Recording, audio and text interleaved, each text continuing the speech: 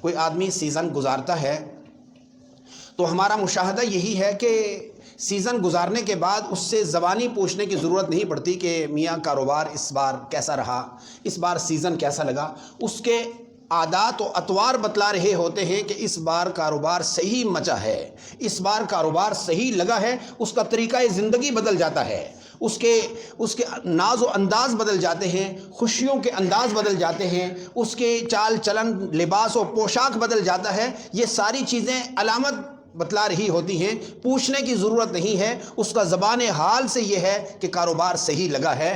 ایسے ہی ہم نے رمضان المبارک کے لیے، اس سیزن کے لیے ایسی تیاری کرنی ہے کہ تاکہ رمضان جیسے پچھلے رمضانوں میں گزر گئے، آئے اور گئے ہو گئے اور کسی نے پوچھا نہیں، سمجھا نہیں کہ آیا یہ سیزن لگا ہے یا نہیں، کوئی تبدیلی نہیں ہے۔ اگر تبدیلی ہوتی تو انداز بدل جاتے، عبادات کے طریقہ کار بدل جاتے، عبادات کے انداز بدل جاتے۔ حضور نبی کریم صلی اللہ علیہ وسلم کے بارے میں جو آیا، وہ آپ کے انداز جو بدلنا ہے وہ یہی ہے کہ آپ اعمال میں اور زیادہ آگے بڑھنے کی کوشش فرماتے تھے۔ اس لیے اہل ایمان کو حضور نبی کریم صلی اللہ علیہ وسلم کی تمام سنتوں پر عمل کرنے کی ضرورت ہے کہ رمضان سے پہلے ہی رمضان کی تیاری شروع ہو جائے۔ گزشتہ جمعہ بھی عرض کیا تھا کہ قرآن کریم کی تلاوت نبی کریم صلی اللہ علیہ وسلم کا ہمیشہ معمول رہا۔ رمضان میں 2 گنا ہو جاتا، آپ صلی اللہ علیہ وسلم سیدنا جبریل کو سناتے، ان سے سنتے، دور ہوتا، جتنا قرآن کریم نازل ہو چکا ہوتا اس کی ایک دفعہ رویت دوبارہ ہوتی۔ ہم سال بھر میں اگر قرآن کریم مکمل نہیں کر پائے تو پتہ یہ چلا کہ پچھلا سیزن صحیح نہیں لگا۔ اگر وہ سیزن صحیح لگتا تو 1 مہینے کی مشق میں، 1 مہینے میں اگر رمضان کے 1 مہینے میں قرآن کریم مکمل ہو سکتا ہے تو کیوں کر پورا سال توفیق نہیں ہوئی؟ اگر توفیق نہیں ہوئی تو پتہ یہ چلا کہ وہ رمضان صحیح نہیں ہوا۔ اس سے پہلے ہی جن کی قضا باقی ہے، جن کے پارے باقی ہیں، جن کی تلاوت، ذکر و اذکار باقی ہے، وہ ابھی سے مشق کر کے ان 10 دنوں میں وہ کوٹا پورا کریں کہ وہ مہینہ جس میں ہم نے 1 مہینے میں مکمل کیا تھا، اس کے بعد 11 مہینے اور گزرے اور قرآن پاک مکمل نہیں ہوا، بہت بڑی کمی ہے، کوتاہی ہے۔ اس لیے اس مہینے میں یہ جو 10-12 دن باقی ہیں، ان میں ہم نے پورا کرنا ہے کہ وہ ہماری مشق پوری ہو جائے کہ ہم نے پورا رمضان بھی تلاوت کیا اور اس کے بعد بھی ہم نے ایک قرآن کریم ناظرہ مکمل کر لیا۔ جہاں تک کوشش کی جائے اہل ایمان، اس کے لیے رمضان المبارک میں نبی کریم صلی اللہ علیہ وسلم کے بارے میں آتا ہے کہ آپ خرچ میں اس قدر زیادتی شروع کر دیتے کہ صحابہ کرام حیران رہ جاتے۔ ایک موقع پر آپ صلی اللہ علیہ وسلم تشریف فرما ہیں، سائل آیا، آپ نے دے دیا، دوسرا سائل آیا، اس کو بھی دے دیا۔ اب دیکھا کہ پاس تو کچھ درہم دنانیر باقی نہیں ہیں، تو سائل نے اپنی ضرورت کا اظہار کر دیا تو آپ صلی اللہ علیہ وسلم نے فرمایا کہ فلاں جگہ چلے جاؤ، فلاں صاحب سے میرے نام پر قرضہ لے لو۔ وہ تو چلے گئے۔ تو جن کے ساتھ آپ صلی اللہ علیہ وسلم کو بہت زیادہ ہم آہنگی تھی اور آپ صلی اللہ علیہ وسلم سے بلا تکلف بات کر لیا کرتے تھے، ان میں ایک حضرت عمر رضی اللہ تعالیٰ عنہ بھی تھے۔ حضرت عمر نے پوچھ لیا کہ آقا، یہ جو حکم ہے خرچ کرنے کا، یہ تو اس وقت تک ہے کہ بندے کے پاس ہو تو خرچ کرے، آپ کے پاس ہے نہیں تو کیسے خرچ کر رہے ہیں، کیوں قرض لیا؟ تو آپ صلی اللہ علیہ وسلم نے فرمایا کہ وہ سائل تھا، اس کا تو وظیفہ اور طریقہ یہ تھا کہ مانگنا، اس نے تو مانگ لیا، آگے میرے بس میں اتنا تو تھا کہ میں کچھ دنوں کے بعد اس کو دے دیتا، کچھ وقت کے بعد دے دیتا، لیکن اس وقت نہیں تھا۔ اس ماہ مبارک کے تقدس کی وجہ سے میں نے اس کو خالی جانے نہیں دیا، پہلے سے ہی میں نے اس کے لیے پیش بندی کر دی تاکہ اس کی ضرورت پوری ہو جائے۔ یہ آپ صلی اللہ علیہ وسلم کا معمول گرامی ہے۔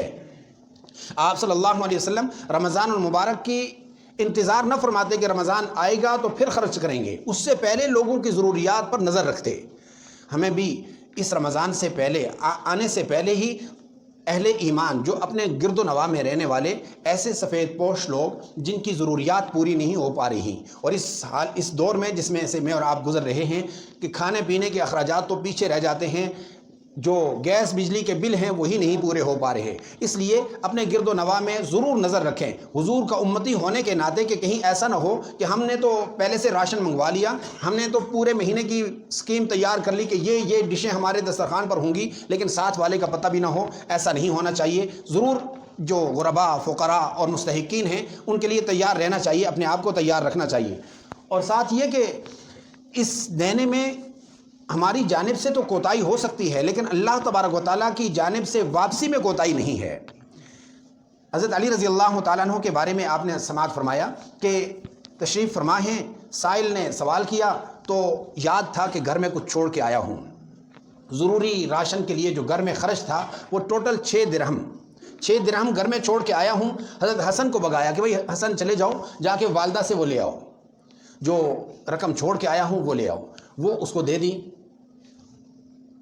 نہ تو گھر سے یہ تقاضا آیا کہ حضرت صاحب آپ نے تو یہ راشن کے لیے دیے ہیں اور یہ واپس مانگ بھی رہے ہیں اور واپس آپ خرچ بھی کر رہے ہیں، چونکہ ان لوگوں کی تربیت براہ راست حضور نبی کریم صلی اللہ علیہ وسلم نے فرمائی تھی۔ صحابہ کرام کی تربیت، اہل بیت کی تربیت حضور نے اپنی منہج کے مطابق فرمائی۔ جب حضرت اماں فاطمہ نے دے کر بھیج دیا، حضرت علی نے وسائل کو دے دیا، یقین تھا کہ اللہ تبارک و تعالیٰ واپس لوٹانے والے ہیں، وہ کبھی بھی خائب و خاسر اور نقصان میں نہیں ڈالیں گے۔ ضرور انتظار کیا۔ اسی جگہ تشریف فرما تھے کہ ایک دوسرے آدمی کا گزر ہوا جو اونٹ بیچنے کے لیے لے کے جا رہا ہے، تو اس سے پوچھا کہ لگتا ہے کہ تیرے اس انداز میں منڈی کی طرف جا رہے ہو، بیچنا ہے یا نہیں؟ انہوں نے کہا بیچنا ہے۔ کہا کتنا؟ کہا کہ 140 درہم کا بیچتا ہوں۔ کہا ٹھیک ہے جی، آپ سے 140 درہم کا میں خریدنے کے لیے تیار ہوں، لیکن یہ تھوڑا سا معاہدہ کر لیں کہ کچھ وقت کے بعد آپ کو آپ کی رقم دی جائے گی۔ انہوں نے کہا ٹھیک ہے۔ اس نے اونٹ وہاں پر باندھا، وہ چل دیا۔ پیچھے تیسرا سائل آیا اور اس نے اس سے پوچھا کہ یہ، اس نے سوال کر لیا کہ یہ جو اونٹ باندھ کر کے آپ بیٹھے ہیں، منڈی سے پہلے ہی بیٹھے ہیں، لگتا ہے زیادہ ضرورت مند ہیں اس لیے بیچنا چاہتے ہیں؟ تو فرمایا جی ہاں بیچنا ہے، آپ نے خریدنا ہے تو میں بیچ دیتا ہوں۔ تو کہا کہ کتنے کا لوگے، کتنے پیسے دو گے؟ تو اس نے 200 درہم کا کہا۔ 200 درہم کا میں لینے کے لیے تیار ہوں۔ حضرت علی رضی اللہ تعالیٰ عنہ نے ایک سے دوسری نہیں کی، فوراً اونٹ حوالے کیا، 140 اس کو واپس کر دیا، 60 درہم واپس اپنے گھر میں بھیج دیے، اور حضرت اماں فاطمہ رضی اللہ تعالیٰ عنہ کو کہہ کے بھیجا کہ مجھے اللہ کی ذات پر یقین تھا کہ جو ایک لیتا ہے اس دنیا میں 10 کر کے واپس لوٹاتا ہے، اس یقین کی وجہ سے یہ 60 درہم تمہارے ہیں، تم واپس لے لو۔ یہ انداز تھا تربیت نبوی کا۔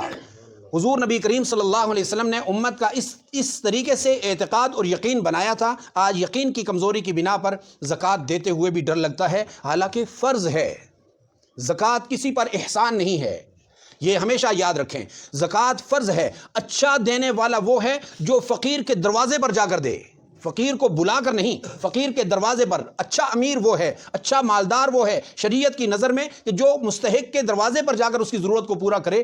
ان لمحات میں جہاں غرباء، فقراء اور مستحقین کو آپ لوگ دیکھ رہے ہیں، آپ کی خدمت میں عرض یہ ہے کہ آپ کے اس ایریا میں دینی درسگاہ کی تو ویسے بھی ضرورت تھی، آپ کے ہاں یہاں پر پہلے سے حفظ کی کلاس چل رہی ہے، آپ کے علم میں ہے، اور انشاءاللہ ان قریب ایک بچے کا حفظ قرآن کریم مکمل ہونے والا ہے، دستار بندی ہونے والی ہے۔ لیکن یہ بھی کم ہے، جہاں ہم دنیاوی ضروریات کے لیے بڑھ رہے ہیں وہاں پر اپنی دینی تقاضوں اور دینی تعلیم کی ضروریات کے لیے بھی قدم اٹھانا چاہیے۔ اس حوالے سے آپ کے اس ایریا میں دینی درسگاہ کی انتہائی اشد ضرورت ہے۔ اس ضرورت کو پورا کرنے کے لیے زمین کی بھی ضرورت ہے کہ میں جو مدرسہ عرصہ دراز سے 15-16 سال سے چلا رہا ہوں، وہ مدرسہ ابھی یہاں پر عارضی طور پر شفٹ کیا گیا ہے ایک عارضی بلڈنگ میں۔